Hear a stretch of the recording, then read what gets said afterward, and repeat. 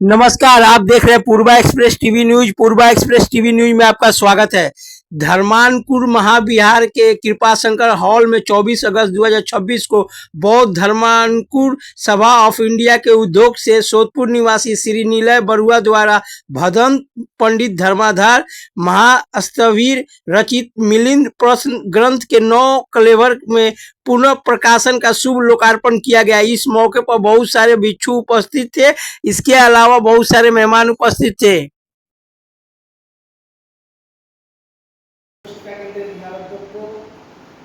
परम पूज्य भरद्र बुद्धदेव महास्थवी महोदय एवं हमारे धर्मपुर बिहारे धर्मपुर सभा ऑफ इंडिया सह साधारण सम्पादक विश्वजीत भिक्षु महोदय एवं श्रद्धारतन भिक्षु एवं प्रिय ज्योति भिक्षु उपस्थित आছেন। আজকে এই গ্রন্থ প্রকাশ অনুষ্ঠানে আমরা অনুষ্ঠানের শুরুতে আমরা যে কথাগুলো শুনে ধর্মপুর সভা অফ ইন্ডিয়ার সাধারণ সম্পাদক শ্রী অবনীন্দ্র চৌধুরী মহোদয় তার বিশদ বর্ণনা দিয়েছেন এবং আমাদের নিলয় বড়ু উপস্থিত আছেন এবং আপনারা উপস্থিত আছেন উপস্থিত সর্ববৃন্দ। বৌদ্ধ সাহিত্যের সূচনা বা পালি সাহিত্যের সূচনা এক বিশাল জায়গা নিয়ে আছে, বিশাল পরিসর নিয়ে। সেই সূচিগুলোতে আমরা বাহির কথা যে পাই সেটা আমরা সাগরনগরীর বর্ণনা। সেই সাগরনগর বর্তমান হচ্ছে পেশোয়ার, পাকিস্তানের পেশোয়ার, গান্ধার আর কি সেখানে। কিন্তু সেখানে যে শুরু হচ্ছে ধীরে ধীরে পরে বাহির কথা থেকে তারপরে আমরা যেটা পেয়ে বাইরের কথা শেষের দিকে সেখানে মিলিন্দ কিভাবে নাগসেনের সাথে যোগাযোগ হচ্ছে। উনি 28 বুদ্ধের বড় ব্যানার বানিয়ে আমাদের ধর্মপুরে একটি দিয়েছিলেন। আমি চিরপ্রিয় ভান্তের ওখানে গিয়েছি, ওনার বিহারে দেখেছি। আমি জ্ঞানানন্দার ভান্তের বিহারে দেখেছি। বহু জায়গায় উনি গিয়েছেন। এছাড়া উনি কি করেছেন, বৌদ্ধ কীর্তন একটা বই সম্পূর্ণ নিজের অধ্যায়, কিন্তু কারণ নয়, নিজেই উনি ছোট করে ধর্ম, আমাদের যে ধর্ম করলেন, এরপর কীর্তন করলেন, কি করলেন, বিভিন্ন বই আকারে বার করলেন, যেটা শিশু পাঠ্য করা যায়। একদম যারা নবীশ, প্রথম বৌদ্ধ ধর্ম সম্পর্কে, বুদ্ধ সম্পর্কে জানতে চায়, একদম প্রাথমিক বলতে পারে একটা লেসন, সেইটাকে করলেন।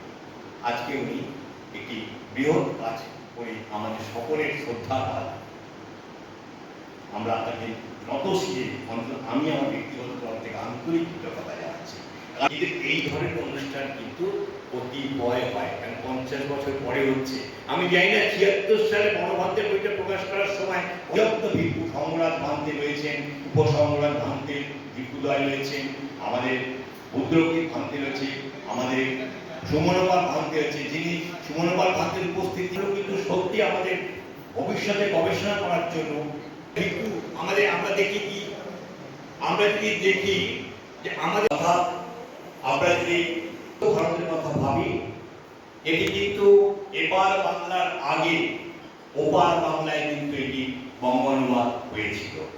আপনারা জানেন রোগডালা মহস্তবী, যিনি এই পুস্তকটি প্রথম বাংলা ভাষায় এটি সম্পূর্ণ না হলেও অন্তত তার বিশেষ কিছু খণ্ডকে তিনি প্রকাশিত করেছিলেন, যেটা আমরা পাই। এই তার অনুবাদে বিশ্বে এত বিখ্যাত, তার কারণ হচ্ছে একজন রাজা, সেই রাজা কে না, গ্রিক দেশ থেকে ভারতের, উত্তর ভারতে এসেছিলেন মিলিন্দ। তিনি তখনকার সময়ে একজন দার্শনিক বৌদ্ধ ভিক্ষু নাগসেন, তাকে তিনি প্রশ্ন করলেন। সেই প্রশ্নগুলো কি, দেখা গেল তার ভেতরও কি বুদ্ধের অনুপ্রাণিত হচ্ছে, কেন প্লোটো দেখা যাচ্ছে 450 মধ্যে কিন্তু ছিল না, সক্রেটিস তার আগে গুরু, কিন্তু প্লোটোর মধ্যে দেখা যাচ্ছে। তাহলে প্লোটোকে বলা যেতে পারে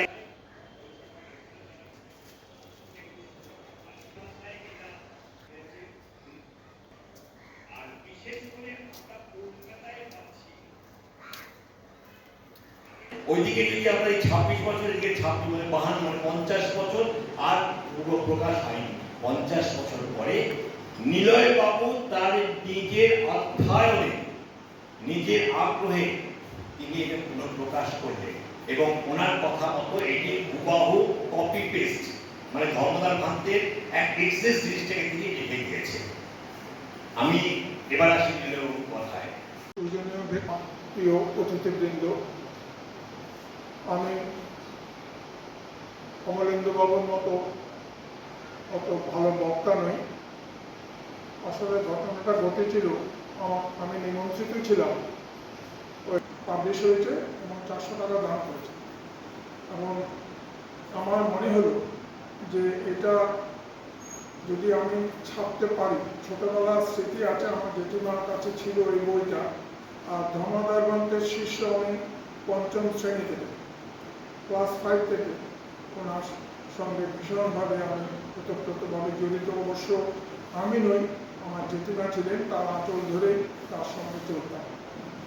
সেই জন্য আমি আমাদের সঙ্গরাজ ভান্তাকে জিজ্ঞেস করলাম যে এই বইটা যদি আমি পুনঃপ্রকাশ করতে চাই তাহলে কি মহাবিদ্যালয় সোসাইটি অফ ইন্ডিয়ার পারমিশন নিতে হবে? তখন আমি জানি না, সুজিত বাবুকে কোনোদিন দেখি, তো তাতেই হবে।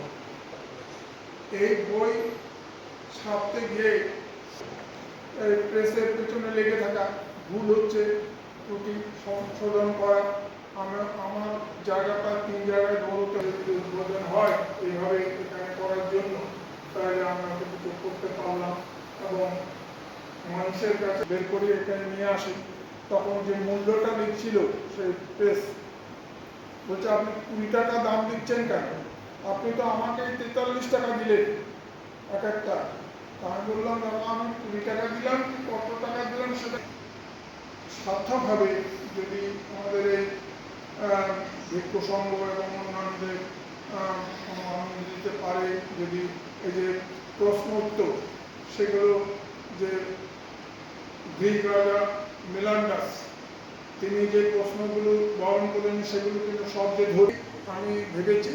সুতরাং আজকে এই অনুষ্ঠানের মাধ্যমে যে মিলেন্দ্র প্রশ্ন, তার উত্তর ভিক্ষু নাগ সেন দিয়েছিলেন, তার মধ্যে থেকে আমরা যদি কিছুটাও শিখতে পারি, এটা আস্তে আস্তে এগিয়ে যাবে। কারণ আমি উনি তো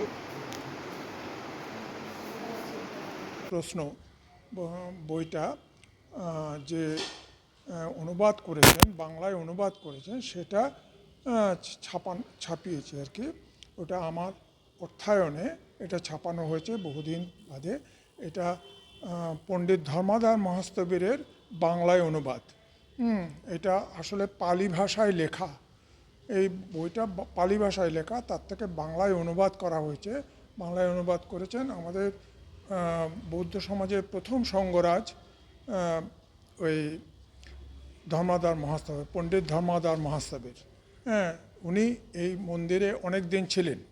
হ্যাঁ, তো ওনার লেখাটাই আমি নতুনভাবে পুনরায় ছাপিয়েছি। আমার লিখতে না, উনি লিখেছেন। এটা বহু প্রাচীনকালের বই। মিলিন্দ, তিনি এই বইটা, মিলিন্দ প্রশ্ন করেছিলেন আমাদের ভিক্ষু নাগসেনকে। তার অনেক প্রশ্নের উত্তর উনি সঠিকভাবে দিতে পেরেছিলেন। অন্যান্য আর কারো প্রশ্নের উত্তর তার পছন্দ হয়নি। তো এই রাজা মিলিন্দই প্রশ্নের উত্তর সঠিকভাবে দিয়েছেন এবং এটা সারা বিশ্বে বিভিন্ন ভাষায় অনুদিত হয়েছে। এটা মূলত পালি ভাষায় লেখা হয়েছিল। পালি ভাষা থেকে পণ্ডিত ধর্মাদার মহাস্তবীর বাংলা ভাষায় অনুবাদ করেছেন।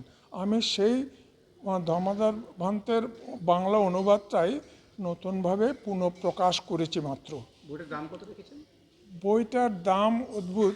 বইটার দাম হচ্ছে, আমি যাকে দিলাম তাকে বিনামূল্যে দিলাম। সে যদি মনে করে, আমি ভিক্ষুকে 10 কপি দিলাম, উনি যেহেতু আমার থেকে কিনে নেননি, যে সুতরাং উনিও বিনামূল্যে দিলেন।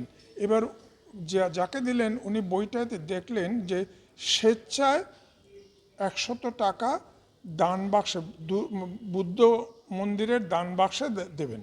ওখানে লেখা আছে বইতে, আপনি আমার থেকে বইটা নেবেন। আমি দান করলাম, বইটা পূর্ণ হলো, তিনি দান করলেন, তার পূর্ণ হলো, এবং যে দান বাক্স থেকে বের করে টাকাটা মন্দিরের জন্য খরচ হবে, সেইটাও পুণ্যের কাজে হবে। অর্থাৎ আমি এখানে বিনামূল্যে সমস্ত কিছু করে দিলাম আমার নিজের অর্থায়নে, বহু মূল্যবান বইটি। হ্যাঁ, তো আপনার নামটা একবার বলবেন? আমার নাম নিলয় বড়ুয়া। আর বইটির নাম একটু বলুন। বইটার নাম হচ্ছে মিলিন্দ প্রশ্ন। মিলিন্দ নিলয় বাবু যা বই লিখেছেন আজকে প্রকাশিত হলো, এই বই নিয়ে কি বলবেন? দেখুন, যেই বইটি আজকের মোড়ক উন্মোচন হলো সেটির নাম হচ্ছে মিলিন্দ প্রশ্ন।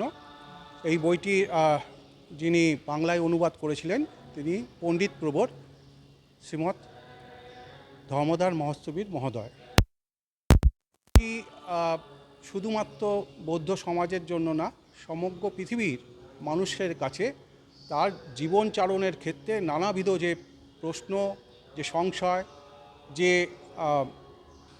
ডাউটসগুলো মানুষের ভেতরে আসে সেগুলো নিয়ে নানান ধরনের বৌদ্ধ দর্শনের প্রেক্ষিতে আলোচিত হয়েছে। এবং এক্ষেত্রে গ্রিক রাজা মিরান্ডা তিনি প্রশ্ন করেছেন নানাবিধ প্রেক্ষিতে, এবং ভিক্ষু নাগাসেন যিনি পণ্ডিত ভিক্ষু ছিলেন সেই সময়কার, তিনি এই বিষয়ে প্রত্যুত্তর দিয়েছেন। প্রথম অথবা দ্বিতীয় শতাব্দীতে রচিত হয়েছিল এবং এই বইটি শুধুমাত্র বাংলাভাষী বা বৌদ্ধদের মধ্যেই সীমাবদ্ধ নয়, এটি দেশ থেকে দেশান্তরিত হয়েছে এবং বিভিন্ন ভাষায়, চীনা ভাষায়, জাপানি ভাষায়, শ্রীলঙ্কার ভাষায়, পালি ভাষায়, সংস্কৃত ভাষায়, বাংলা ভাষায়, মায়ানমারের ভাষায় এটি অনুদিত হয়েছে। এবং এই বইয়ের মাধ্যমে মানুষের জীবনচারণের যে প্রেরণা, যে শক্তি, যে উৎসাহ, সেটি মানুষকে চিরকালীন হিসাবে রাখছি। সুতরাং আমাদের শ্রদ্ধেয় নিলয় বড়ুয়া মহাশয় তিনি যে প্রয়াসী হয়েছেন, এই বইটি প্রায় 50 বছরেরও অধিককাল পরে 1977 সালে এটি প্রথম প্রকাশিত হয়েছিল। এর দ্বিতীয় প্রকাশনা আজকে হলো। এটি সার্বিকভাবে এটির জন্য আমরা সকলে গর্বিত এবং আমরা নিলয় বড়ুয়া মহাশয়ের কাছে আন্তরিকভাবে কৃতজ্ঞতা। আমার নাম সুজিত কুমার বড়ুয়া, আমি all India federation of Bengali বুদ্ধিস্টের সাধারণ সম্পাদক এবং ব্যক্তিগত জীবনে কলকাতা বিশ্ববিদ্যালয়ে দীর্ঘদিন যুক্ত ছিলাম। পরবর্তীতে আমরা এই সামাজিক এবং ধর্মীয় দায়িত্বগুলো পালন করার চেষ্টা করছি।